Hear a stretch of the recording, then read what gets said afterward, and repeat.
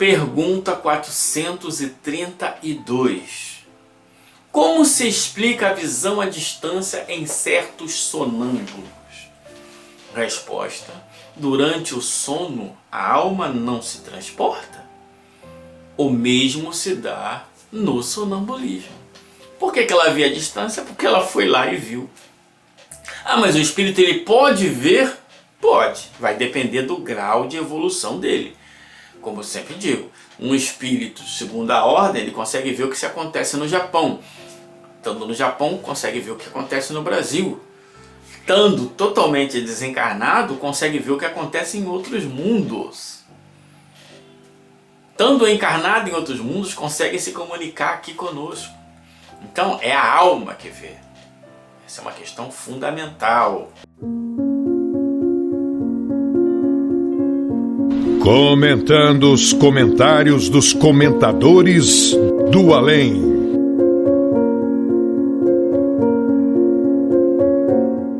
E aí o espírito vai comentar, olha lá. O sonâmbulo tem 2 tipos de visão. Olha, já começou num sistema. Vamos viajar no sistema do sistemático. O sonâmbulo tem 2 tipos de visão. Aí vamos lá. Uma à distância e outra onde o espírito deixa o corpo. Espera aí. Uma visão ele tem à distância. Que visão à distância é essa? E a outra onde o espírito deixa o corpo. Que visão é essa? Aquele outro sistema. Vamos lá. Aí ele diz: como no sono, e se transporta a diversos lugares. Tá, então essa é a que ele foi no local e viu. A visão do médium sonambúlico se dilata como se ele estivesse usando um telescópio de grande alcance. A visão do sonâmbulo ou a visão do espírito? O sonâmbulo é o estado do espírito emancipado, comandando o corpo. Mas o corpo não vê nadica de nada. Quem vê é o espírito, o ser, a alma pensante.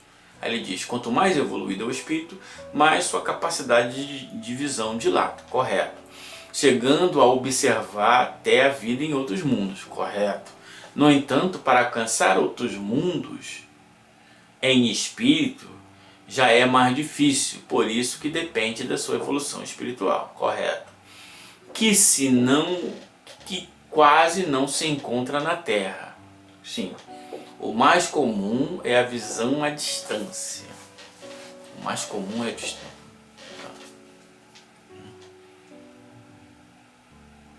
Tem 2 visões, ele só tem uma visão, tá?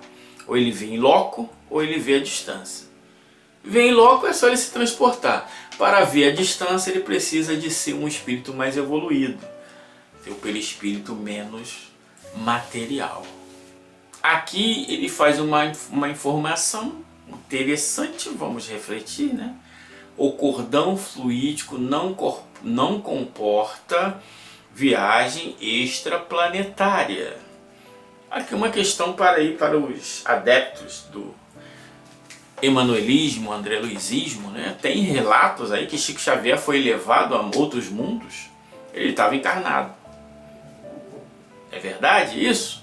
Sabe qual o livro? Comenta aí, por favor, que a gente pode até fazer um corte sobre isso. Que o espírito aqui diz que, olha, o cordão fluídico não pode. Por quê? Senão ele rompe suas fibras. Já houve casos de assim acontecer. Então o espírito estava encarnado na Terra, foi a outros mundos e aí passaram o cerol nele. Será? Vamos ver isso no êxtase. Vamos ver isso no êxtase. Se é possível, se não é possível.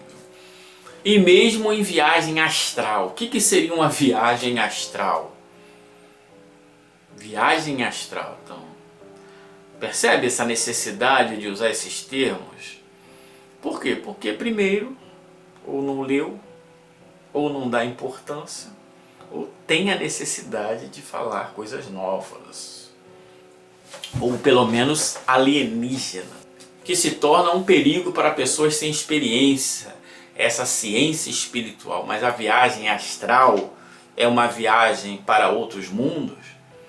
Se a viagem astral é uma viagem para outros mundos, e você disse que a viagem extraplanetária não comporta, porque o fluido de prata, sei lá, fluido, né? O cordão fluídico se rompe, como é que a viagem astral pode? Qual é a diferença entre a viagem astral e a viagem extraplanetária? Por que você não define viagem astral? Por que você não define viagem extraplanetária? Por que você não define cordão fluídico? Em vez de deitar, falar coisas. Essa é a diferença entre a filosofia espírita e os espíritos tagarelas, que gostam de descrever, escrever, compor livros. Somente isso. E temem tremendo que alguém faça uma análise crítica do que eles escrevem, né? Essa é a questão. Ali diz, pelo motivo qual não aconselhamos seu exercício a ninguém. Qual? Da viagem astral ou da viagem extraplanetária?